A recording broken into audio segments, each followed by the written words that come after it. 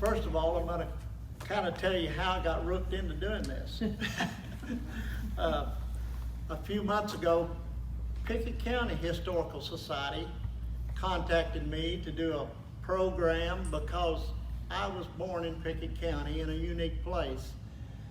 I told them I didn't care to come up there and do it, but I didn't know a lot about it. That I would talk about other Pickett County areas that I knew a little bit about because my grandparents lived there, and that happens to be Barnes Ridge and the Herd Ridge. I know a little bit about that. So I went to Pickett County, and I decided to ask an expert from the Herd Ridge to help me, which was Geraldine. Turned out great. We did a good, had fun up there. And then we were Jim asked us to do the same program here a couple of months ago, but I had an emergency. My son had to be flown out. He's here tonight, by the way. He's doing better. And I couldn't come that night. Geraldine did her part here, so I'm going to do the part I did basically at Pickett County. I might add a little bit to it. I might delete a little bit. I'm not sure. And I will be using a lot of notes here because I can't go to the store for 3 items and come back with 2 if I don't write it down. So I will be using notes.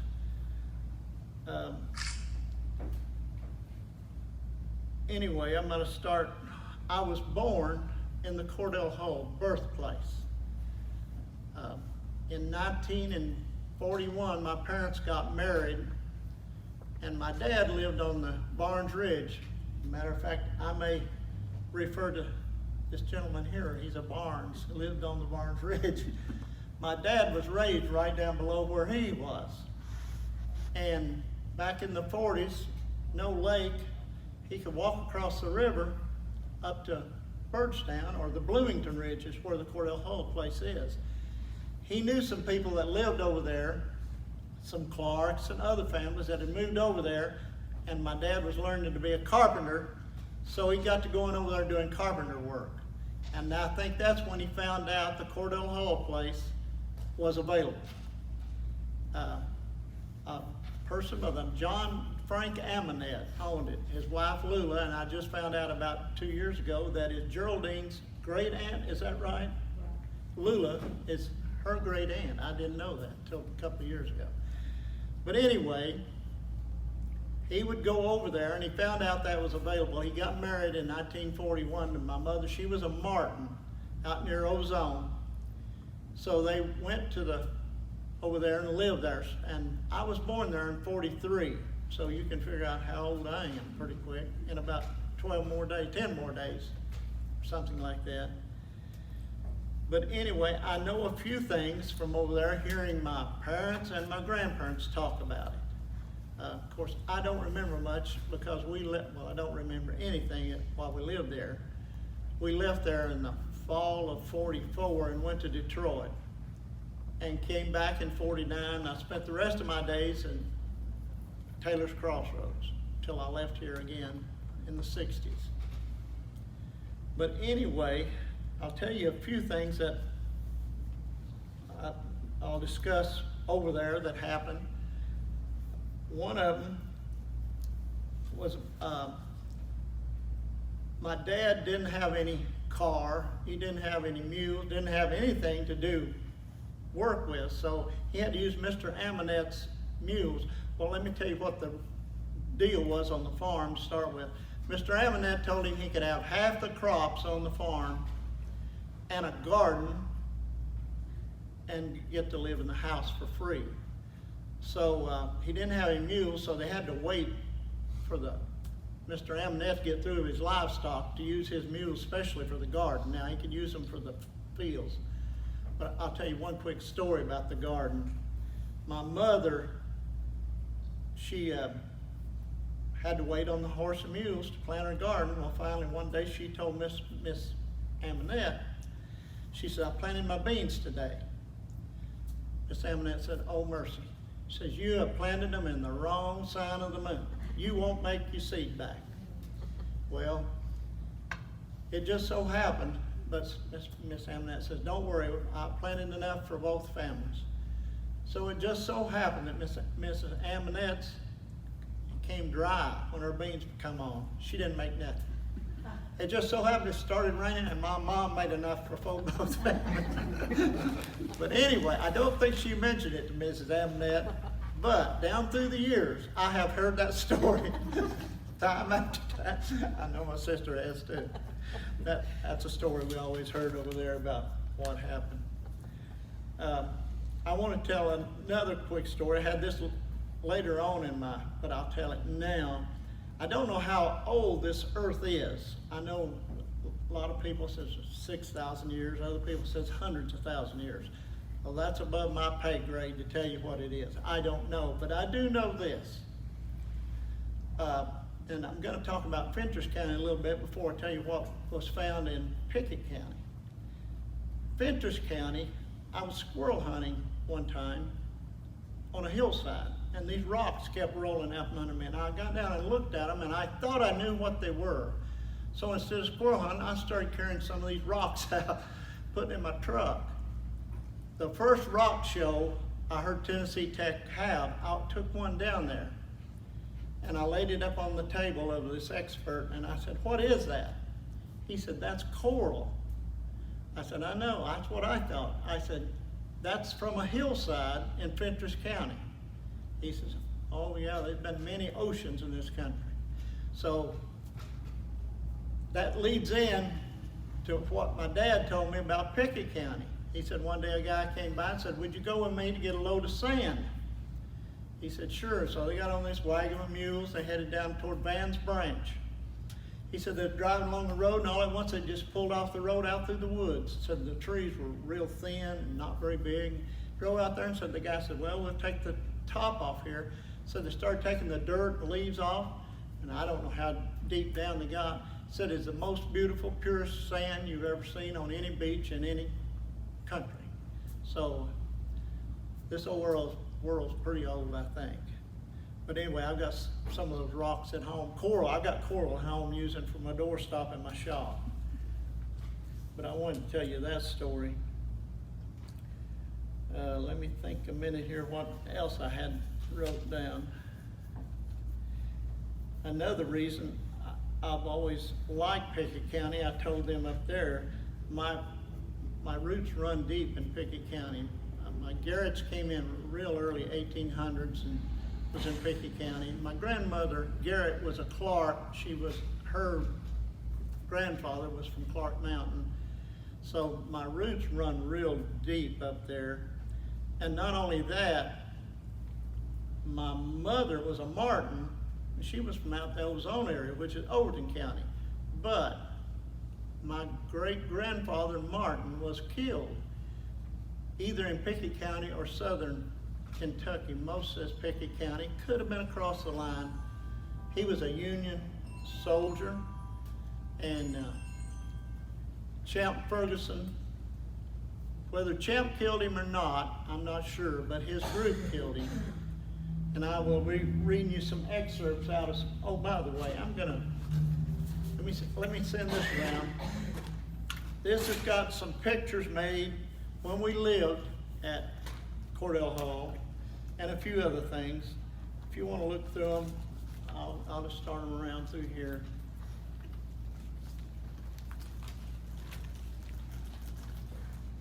And I have another book or two I want to quote something out of here in a little while. And I was talking about, okay. And my dad always told me the old Cordell Hall farm up there, at one time they must have grew hemp because he could not keep the fence rows cleaned out because of the hemp that was growing in the fence rows.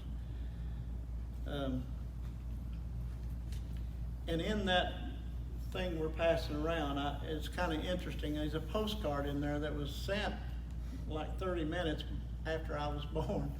I was thinking, now we could take our cell phones, and if you have a birth, you could call China and within 10 seconds and tell somebody in Russia about it.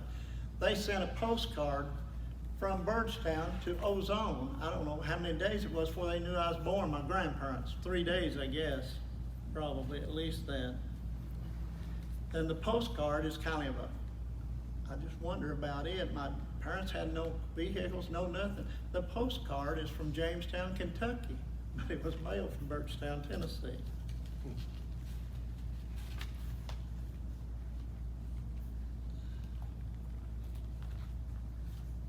And in a little bit, that's why I don't know a lot about up there. I've been up there a lot, and I've read a lot about Cordell Hall since I was born there. His book that he wrote, I'm going to be honest with you, it's a 2-volume set. I usually buy anything about him because that's where I was born. I have never finished the set. He is so into all the other countries and how they thought. It just got boring to me. I've never been able to finish it, but I do have a book I want to quote from.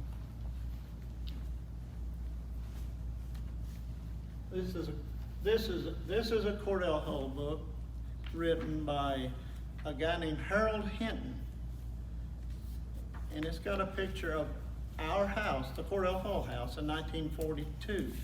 So that's a year before I was born, but they were living there. It's got a picture, and you can come up and look at it later, but it's got firewood out front, so I know it's my dad's firewood.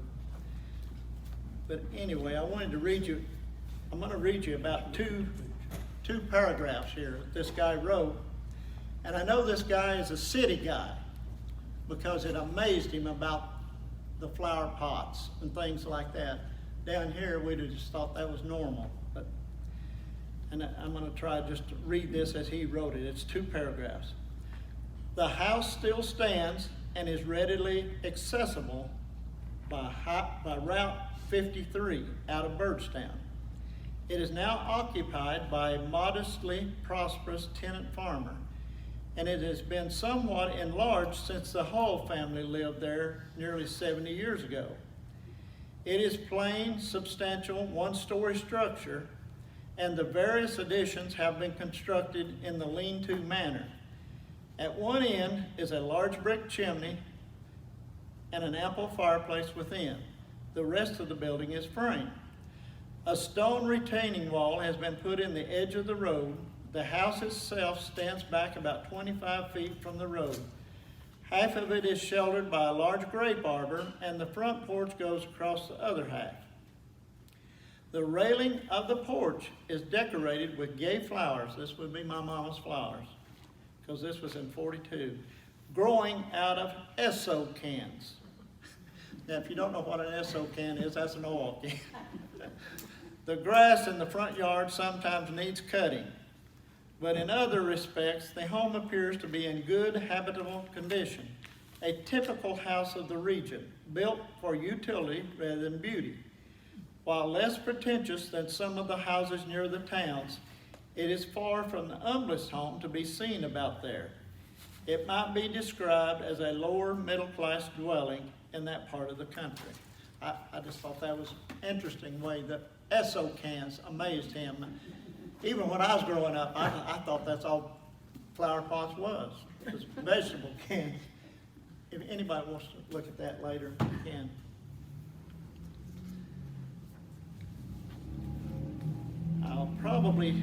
I may think of something else about the Cordell Hall place, but I'm going to start now kind of talking about the Barnes Ridge, and the reason I told them at Pickett County Historical Society, if you ever looked at the map, Barnes Ridge, the Herd Ridge, Keesland Bottom, and the ferry are cut off from Pickett County. They're south of the lake. To get from Birdstown, you have to come way down 111 and circle around, and I told them, before GPS, you can get lost back in there if you don't know where you're going or what you're looking for.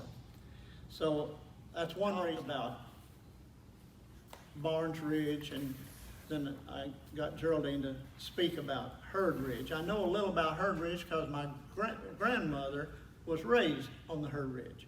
I'll just relate a little story she always told. She never used bad words or nothing, but she always related this story. She loved to tell this story.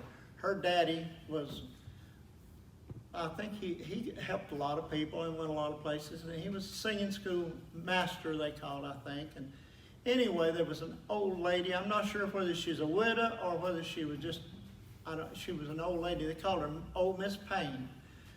Miss Payne lived on the herd ridge. She needed a hog killed.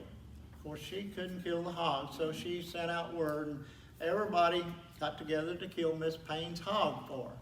Well, my great-grandfather. Went down to help, 2 or 3 more guys. One of them was a black guy.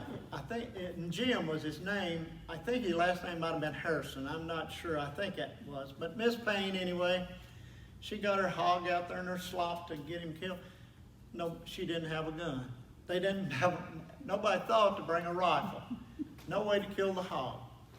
So the black guy, they called him Nigger Jim. They called him back in those days. But anyway, the black guy says, Miss Payne, says, you told that hog up there, and I'll hit him in the head with a rock, and we will kill it. I said, once we knock him out, we'll take a knife and kill him or whatever. Sure enough, old Miss Payne went and slopped the hog, and he come up there, and Jim was ready for that rock. Well, the hog got him and raised his head up just as Jim threw the rock. So he's a glancing blow. Well, it jumped across the trough, went between Miss Payne's legs, and she had on a long dress. She fell over the hog and grabbed it around behind the hind legs. The dress covered its eyes. My great-grandpa told everybody. The hog started around the lot with Miss Payne on his back. It went nearly all the way around. Miss Payne fell off. They run down there and got her up. She was a real old lady. They got her up and kind of dusted her off a little and saw she wasn't hurt. That's when the black guy, he said, Miss Payne, I didn't know you could ride like that. She says, hell, I can ride anything needs riding. My grandma would tell that.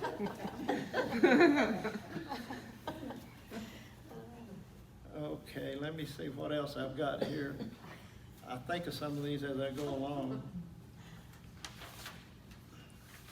I'm going to talk about a few people, and I may refer to him. He was, as far as I know, born over. I know you were raised on that, but I was born there, yeah. Okay, born and raised on Barnes Ridge, so he knows more about it than I did. My grandparents lived right down past him, and we were down there as kids. We were down there all the time because it was near the lake, and we could go to we walked to the lake. Now you wouldn't think it was too near, I guess, but it is a couple of miles or whatever. But us kids, it didn't bother us. We went to the lake all the time. We was down there all the time, and I knew everybody on the Barnes Ridge. And by the way, I'll tell you about this while I'm thinking about it. This is a book that I don't want to make any money out of it. I wrote in 2003. Paula Stover came to me and she said, write me a story about Taylor's Crossroads. I said, all the history about Taylor's Crossroads hasn't been written that I know, so I don't know anymore except what's been written. I said, I will write what I know when I was growing up. My memories down the Barnes Ridge, that's where my grandparents lived, out to Ozone, that's where my other grandparents lived, and around the Nelson Cemetery Loop, that's where I live. I will write those. So that's what I wrote in this, and I just mostly wrote it for my family. And but everybody seems to like it. But anyway, I told them at Birdstown, and these at the museum, they get $8 for them. I don't get nothing out of them. But if anybody wants one tonight, I brought some. If you pay $8 to the Overton County Historical Society, you can have one. I don't want it. I have them made, and I take care of the cost. But anyway, in here it will tell you who all lived, and it's got his family in here. I go right down the ridge and everything. Later on, I might go through this and go over the names that I've got listed. Anyway, I kind of lost where I was going there. Going down the Barnes Ridge, or talking about the Barnes Ridge, also I'll tell you one other little story that happened over on the Herd Ridge. My grandfather went to another family one Sunday. No, it wasn't a Sunday, I'm sorry. It was during the week, but it was cold, cold, cold. All the kids was in the house. It's so cold they couldn't play outside. And they were over in the corner playing, and he was talking to the gentleman, and I forgot the gentleman's name, and I'm kind of glad I have, because I wouldn't want to tell you his name tonight. But anyway, my great-grandfather looked over and he says, so-and-so, whatever his name was, says your children over here turning the pages out of the Bible. He said, oh, that's all right. He said, we know all that's in that, and we got to get a new one.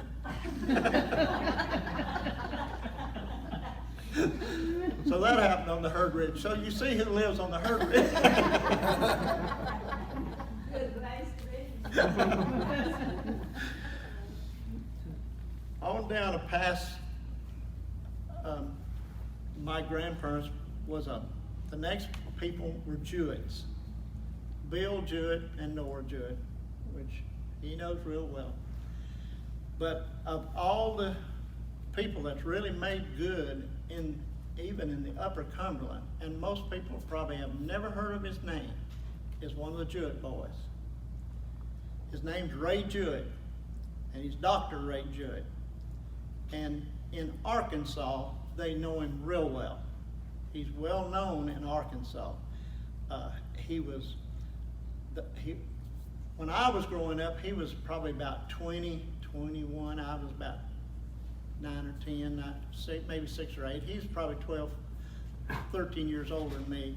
Everybody said, Ray is going to be a brain surgeon. Ray's going to be a brain surgeon. I don't think most of them believed that, but that's what they'd say. But he was.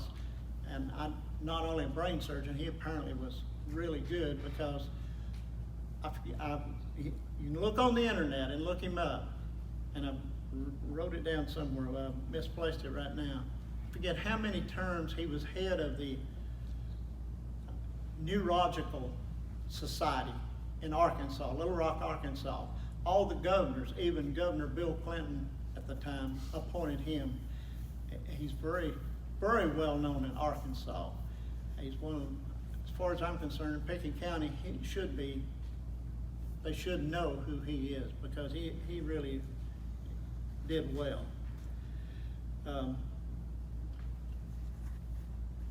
You may have heard of Cletus Beeson. He served a lot in Pickett County, offices up there.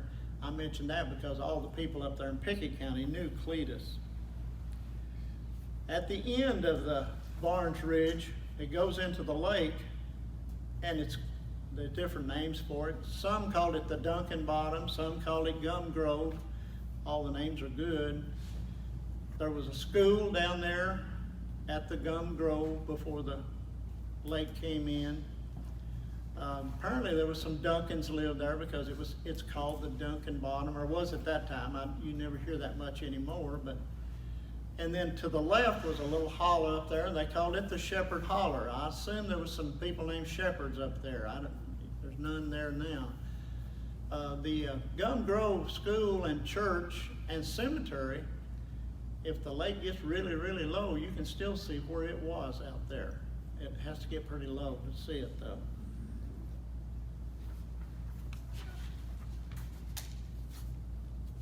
Let me think a minute here.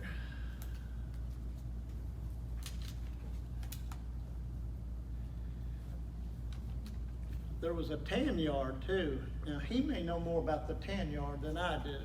I do know it was behind what we call Big and Johnson's at the time over there.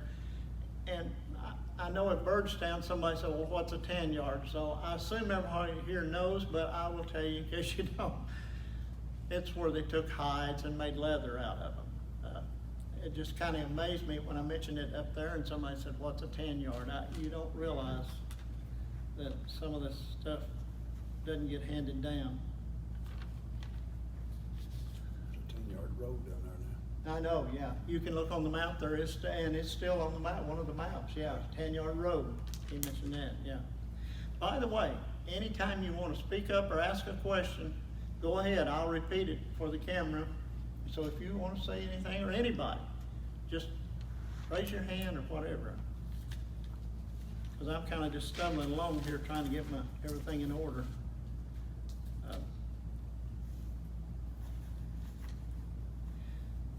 my great-grandfather that was killed, when they had Champ Ferguson's trial, he was not tried for killing my great-great-grandfather because they didn't know for sure, and I was gonna read that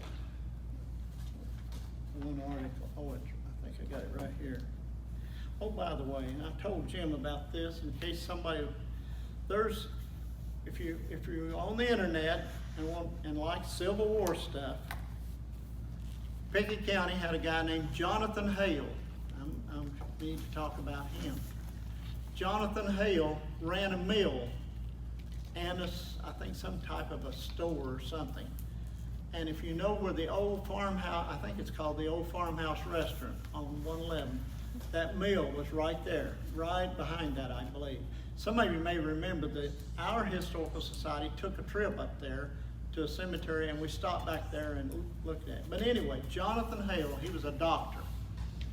Dr. Jonathan Hale ran that, and he was really Union. He was so strict Union that he had everybody mad at him, a lot of, especially Confederate-leaning people. So, and he had to leave. He was from New Hampshire, I think, originally, and he eventually left the country, I think. But anyway, he was writing all the time. And of course, I realize these are Union-leaning articles, but there's still a lot of good stuff here that is just testimony. And that's what I'm fixing to read, is a little testimony that he has copied. Now, this is not his. This is a guy by the name of J.A. Capps, and I believe he's from Overton County. And I'm going to start right here. This is testimony he gave about these Martin killings he saw. He said, I got up and went, well, first of all, let me start this other page, how he ended up going. It's about 3 little paragraphs. It said, about the last of March, or the 1st of April, 1862, I came from Decatur with James McHenry's company. That's a rebel company. I was then a member, and they came to Livingston. I was quite unwell and in bed when Alvin Cullum, and I think he's from Overton, came to my house and told me I must go on a raid, then preparing to go into Kentucky or I would be branded a coward. He says, I got up and went along. I saw Stover killed. That was one of them that was with my grandma. I also saw Johnson, that's another one that was with him, who jumped over a cliff. Also Martin, that's my great-great-grandfather, and another man who were killed at and near Henry Johnson's in Clinton County, Kentucky.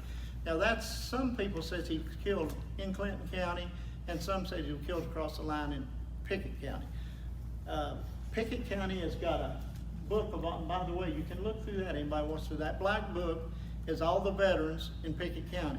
They've got his name listed, even though he wasn't from Pickett County, but they got him listed as killed in the Civil War, my Martin, in Pickett County. He was killed in one of them. It says they had all been stabbed with a knife. That was a sign of Champ Ferguson. After that, we came on through Albany and near Spring Creek, met a lad on horseback who said to us, they're not coming this way. Let me see if I want to read the rest of this. That's that Zachary boy where he killed him. But anyway, these citizens were also along. This is really some good stuff if you want to download it off the internet. He always tells some citizens that was along. These following citizens were along: Alvin Cullum, Henry Cox, A.J. Goodbar, and others. Now here's another little article that was written by another Capps guy. It might have been this guy's brother, A.F. Capps. He said, about the 1st of April, 1862, I started with a company under the command of James McHenry to go to some point that was not made known to me. We crossed Wolf River at Rome's Old Mill, formerly Harrison's, at Henry Johnson's near the river. I saw a man by the name of Martin who had just been shot. He also had a gash as if made with a knife in his breast. I saw a man by the name of Johnson who had been run over the cliff and I suppose was dead. But get on the internet, Jonathan Hale. It's called The Bloody Shirt. It's an article, The Bloody Shirt. You can download it, and a lot of good reading. I mean, it's not only, that's just one little part. There's lots of good art stuff in there.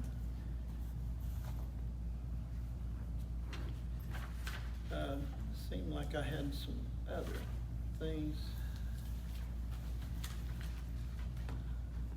By the way, you know they have fact checking all the time now on these political things. You got to fact check. We've got fact checkers in the audience tonight. I got my son, my daughter, my wife, and my sister. So I got to be right on the money.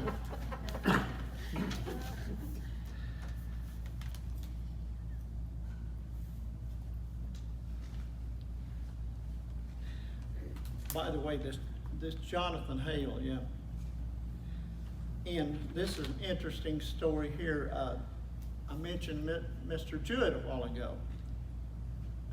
He was turned out to be a brain surgeon.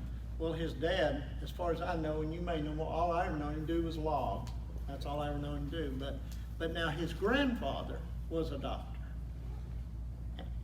And I think his great grandfather might have been a doctor. But anyway, I found an interesting article. Apparently the Jewetts were always into some stuff, maybe. Jonathan Hale, in 1845, he and another individual petitioned the General Assembly for a mill and a general store on Wolf River. That's up there where I told you. The other individual was a gentleman by the name of John F. Jewett. So I know it had to be an ancestor. There's not that many Jewetts in Pickett County. I wanted to read that. And I may think of something else, but before I leave, I've been asked to read the cherry tree story. Some of you may have heard the cherry tree story, but I'm going to read it again. It's a page and a quarter.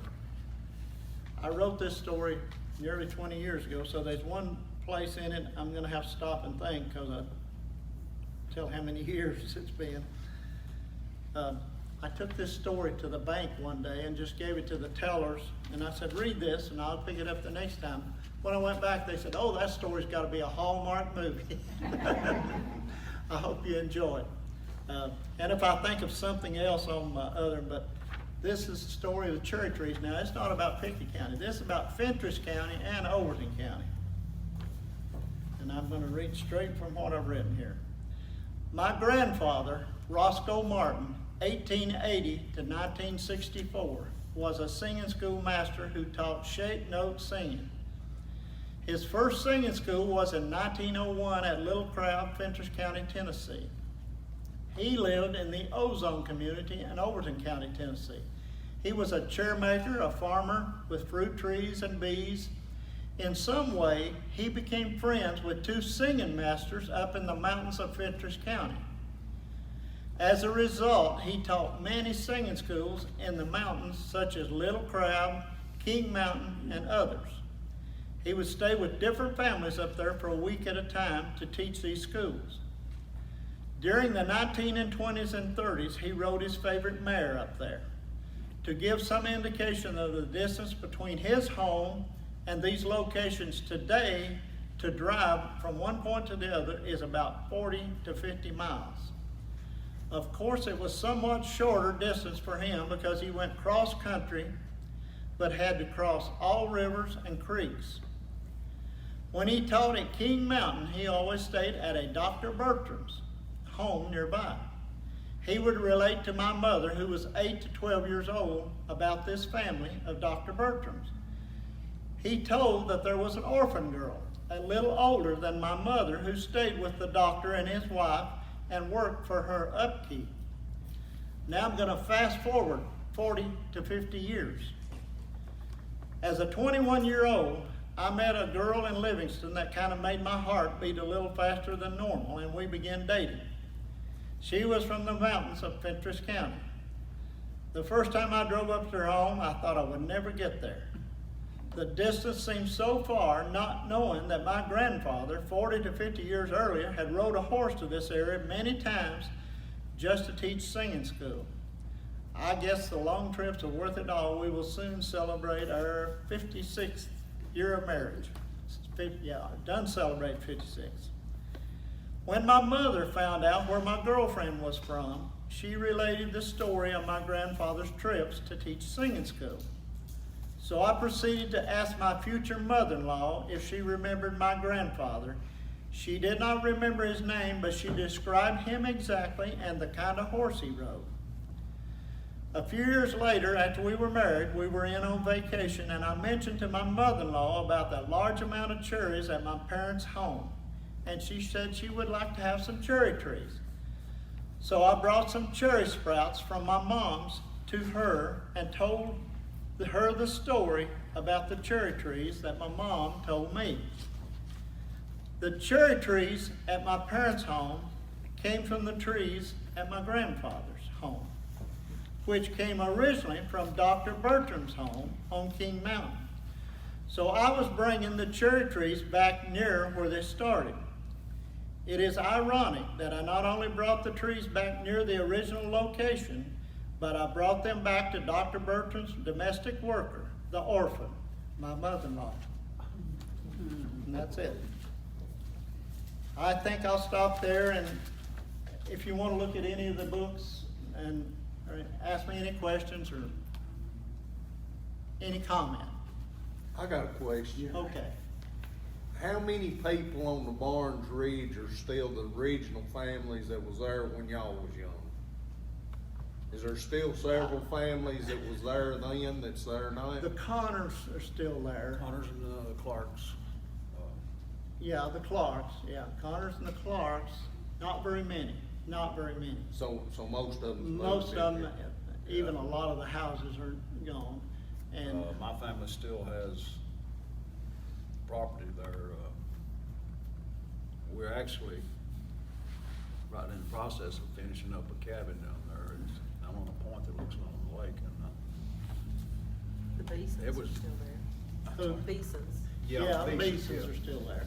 Yeah. Yeah. Anita still lives there. Are there any Colsons down there? I think all the is there any of those left down there around Ed's? Jerry owns, Jerry's on the one? he owns 80% of my home place there, you know, Jeanette, he and Jeanette bought Yeah. all of my siblings out except I kept my interest in it, so, His grandma was my great aunt, yeah, Aunt May Colson. yeah. I'll kind of, She was I a got, long. I got a question. yeah, go ahead, Jim. I'm not from that part of the country, but now, I've been up there a lot. When you talk to somebody from Herd Ridge, and they'll talk about people from Barn Ridge, oh, they don't, I don't say anything. Or you talking from Hook Ridge, where, all them ridges, I think they're better than other ridges. Well, I was gonna actually mention a part of that.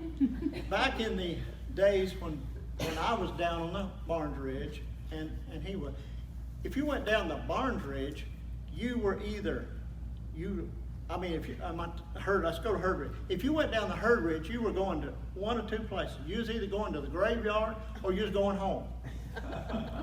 Cause nobody went down there except the people living there. But now Barnes Ridge was a whole different story. If you saw somebody come down the Barnes Ridge, you never knew. They were going to the lake, because they had access to the lake. They had a ramp and they had a swimming hole and everything. But now the Herd Ridge, but at the same time, 30 years before he and I grew up, the Herd Ridge was a bustling economy. I mean, it was a community. The Barnes Ridge had no stores, as I know of, ever. And the Herd Ridge had stores, a post office, had everything. You know, I meant, the people would just say that, you know. Oh, yeah, yeah. But you was talking about the Jewish. Now, before the Civil War, the best I understand, they was pretty well off, wasn't they, Barnes? The Jewish, before the Civil War, they was well off, wasn't they? The Jewish down in there. Probably so, yeah.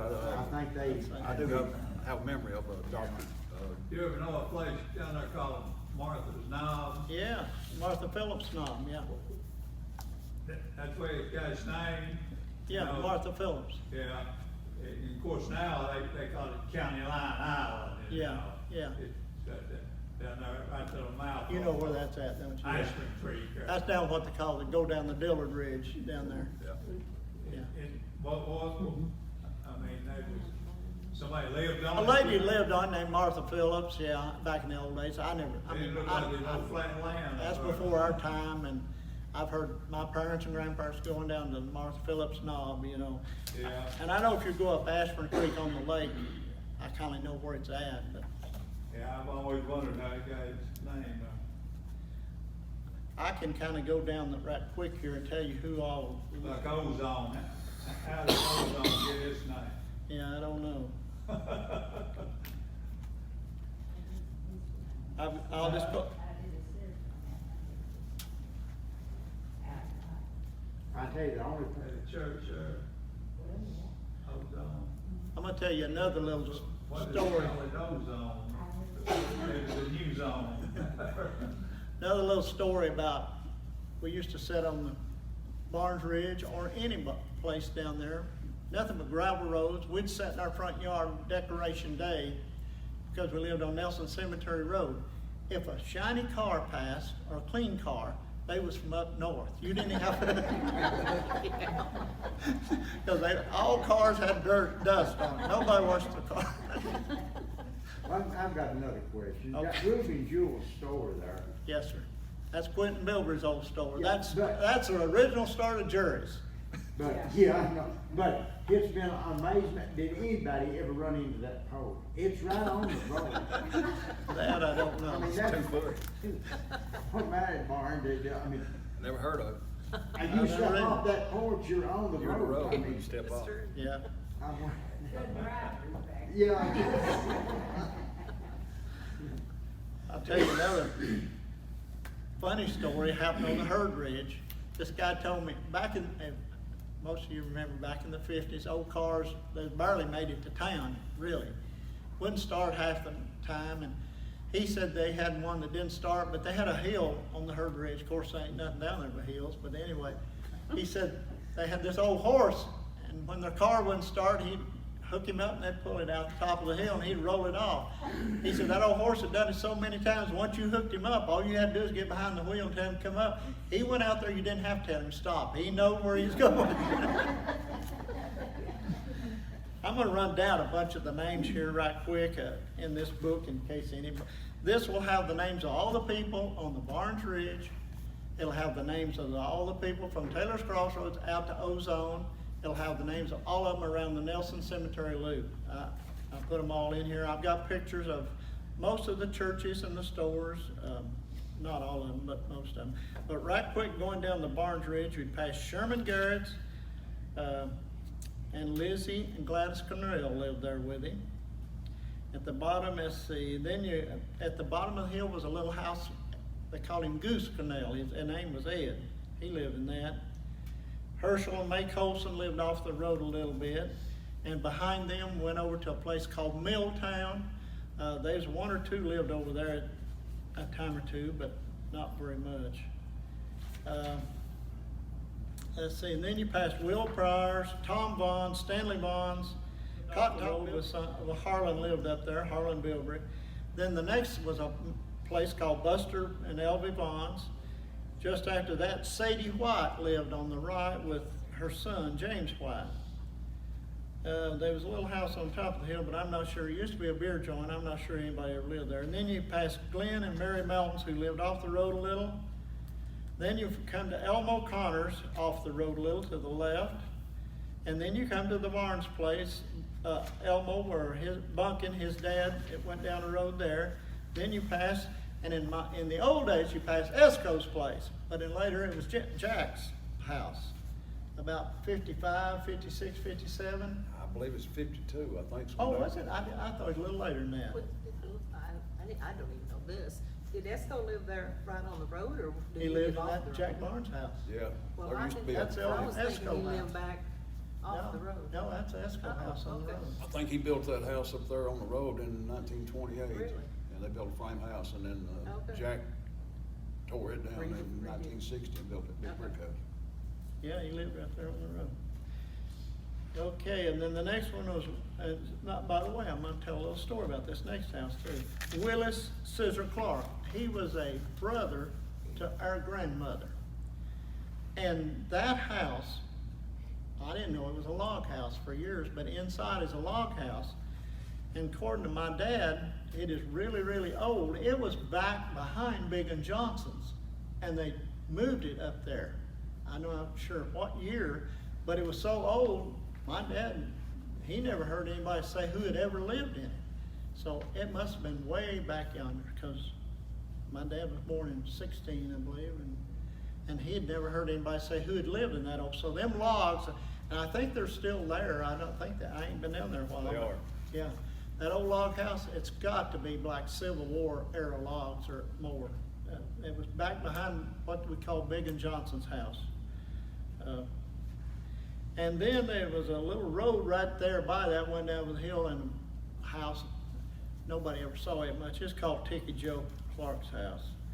And then the next house was built in the 50s. It was Clury and Mary Garrett. The next one was my grandfather's, William Henry. The next was Bill and Nora Jewett. The next was Bernard and Haley Beeson. Then Dealey Reeder and her children lived in the next house. For years, Dealey passed away about probably mid-50s, something like that. You may know Jerry. Jerry knows a lot of history, and I think he has been to our society meeting. The next was what we called him Uncle Abe, Abe Clark. Everybody called him back then, if they were older, Uncle and Aunt Martha Ann. That's who lived in the next one. Then the next one, the road left off to the church, and right past it went out to Denver Clark's house. And then went Willie Johnson. We called him Biggin. I don't know how they came up with that. And his wife Ada, their kids. Next one was Bob Zach Clark and his family. And from that point on, in the 50s, there was nothing. You went out through there and over the hill to the lake.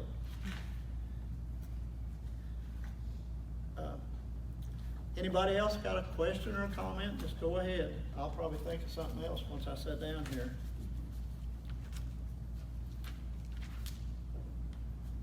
Do you know anything about the history of the church? Very little.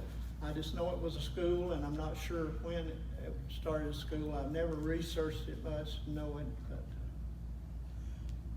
I've got pictures of the school in 55. I mean, the church in 55. Matter of fact, I got them in this book, the Yeah. congregation. Yeah. I think that's when they stopped having school there at 55. And Well, somebody told me 53. Now, I don't know. I'm not sure either. But, Yeah, somebody just told me yesterday, matter of fact, 53. Yeah. I know it's 55, I believe, when the Board of Education sold the building and the land there Okay. to the church. Okay, somebody told me 53. I didn't know. I know, I went to Lone Maple School, I don't, if you don't know where that's at probably. It's on Nelson Cemetery Road and Taylor's Crossroad Road. And my first year, it was a 2-room school. And then I went to Independence. They consolidated in 51. And I don't know how Pickett County and Overton County settled it all, but most people from Barnes Ridge went to Independence. There was a few down toward Keesland Bottom that may have went to Birdstown, but most from Pickett County came to Overton County schools. Now, I think Ray Jewett, he was one of the few. I think he stayed with his grandmother a lot, who lived over near Keesland Bottom. That's the one I was talking about, made good. He graduated from Pickett County High School. He didn't go to Livingston. She asked a question back there. What? She asked a question back there. Oh, I'm sorry. With the area being so isolated, was there any murders out there? Not that I know of. Good. Not that I know of. There was a little moonshine around. That made everybody happy. So. Yeah. That made you lovey-dovey, and so I'll tell the story about a moonshine, and it involves some of my kin. I won't tell his name. The sheriff or deputy or whatever went right in front of Bill Jewett's house and found him, not Bill, but found this guy making whiskey way over, I think it might have been in Bill Jewett's spring, which I've carried water from many a time. Found this guy, so he got him out and took him up to, he might have taken him to Esco Barnes. Was Esco Barnes a magistrate at one time? Or do you Jack know? was. Who was? Jack was, I don't know. I believe this was Esco, or, He I'm could not be. sure, but anyway, they drug him up the ridge somewhere to what they call a squire or magistrate or something that could find him. So they fined him, whatever it was, for making whiskey, tore up his steel and stuff, like worm, I think what they called the worm, the copper worm. They tore that up, nobody couldn't do nothing without it. I think they tore the steel up too. So the old man, and this is, everybody knows this, he walked right back down the same road where they stopped at, I forget who it was, it might have been Bill Jewett's house. They had an extra pot and an extra worm. He had some barrels of what they call beer, where they let it ferment, buried down there that cops didn't find. He went right back in the same holler and run it off that evening.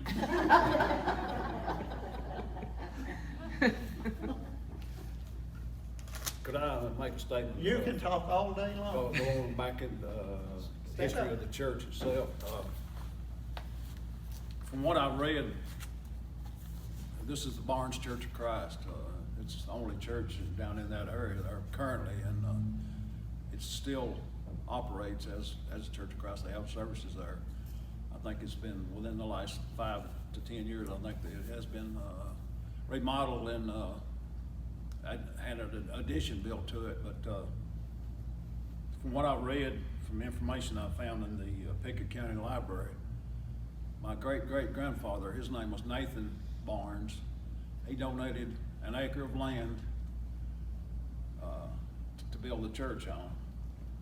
And from information that I got from Cletus Beeson, the church was originally about a half a mile up the road from where it is currently located. I did not know that. And it was just past the Bill Jewett house on the same side of the road, pretty close to your grandmother and grandfather's house. They're on the opposite side. Well, I didn't know that. And from what I've heard and read about it, they had a log church building there, and it burned about sometime around 1940. And for whatever reason, they didn't build back in the location there, and they moved it down half a mile down the road where it's located now. I think there were some Hopkins that lived there at that time. That goes way past you and I, but they donated some land there, I think, to put the church on. Now, my dad and his sisters, I think they went down there to that school where it's at now, don't you think that? I think so. Yeah, and I they think it's went, where it is now. yeah, when they went in to the school. 20s and 30s. And Daddy was born in 1960. Yeah, they went to school down there where it's I'm at pretty now. sure, yeah. Yeah, I've heard them talk about it. Well, the only information I have was what was related from Cletus to me was the fact that, I'm If speaking it from was, memory. it must have been earlier. It must have been earlier. It could have been. Yeah, it must have been like before, yeah. I think the original church was built in sometime in the late 1880s. But anyway, that's all I had to say. That's fine, no. I've got pictures in here of the church. We went there from 1950 to about 55, I think it was. I've got pictures in here of the congregation in 55. I'll just read the names of the congregation right quick. It wasn't that big. The picture I've got, there's a few of these not in the picture that made the picture, but anyway, Garland Garrett's in it, Durrell Clark, Ed Clark, Frank Jewett, Cletus Beeson, Will Henry Garrett, Bernard Beeson, Haley Beeson, Rezzy Clark, Denver Clark, Ella Garrett, Martha Ann Clark, Abe Clark, Udine Smith, and I've got a question mark, that might not be her name exactly. George Clark, Francis Garrett, Patty Garrett, Elmo Garrett, Jenny Mae Clark, Lillian Clark, Emma Jean Martin Garrett, and the smaller ones was Joe Garrett, Linda Garrett Hicks right over there, and 2 boys, I believe their name was Bruce and Steve Smith. They were little boys and I wasn't sure of their name. That was a congregation in 55. Now, Ralph, you mentioned that there was a Hopkins family down there. I've heard Daddy talk about a Hopkins. Yeah, but they were, family. the ones he talked about, that we're talking about the Hopkins family, so I'll just get it on the record here. I'm sure the ones he talked about lived out there near Possum Trot. Oh, okay. They lived, that's a whole other story I could go into. I know about the Hopkins. We won't get into that tonight, but it's interesting. Well, I'm sorry to No, yeah, you're fine. maybe shed a little light on what you just said about the church itself and the time frame. I recently saw a picture of the school group, and it looked like the same location that it is now, and this was in the 1920s. Yeah, I'm thinking it was there. One of the students in there was a Hopkins. And she I went. think there was a Hopkins down on the river, Yeah, down on the river. Oh, Some of them really? river people come up there to school. Yeah. I've heard them talk about it. anyway, getting in way off track, but, this Hopkins, she was, can't think of her name, but anyway, she married a Robbins from over there at Monroe. His name was Claude Robbins, and he lived right there where those Robbinses currently live. Oh, really? And, but anyway, we recently found out my daughter and her husband live in Baxter, and their pastor at their church is, his name is John Pippin. He's a preacher there, but this lady, Mrs. Robbins, originally a Hopkins, was his grandmother. And so it kind of ties in with the Right. Barnes Ridge there. And, I don't know if he'd ever heard of the Barnes Ridge or not, but anyway. Any more questions, comments? I guess that will do it then.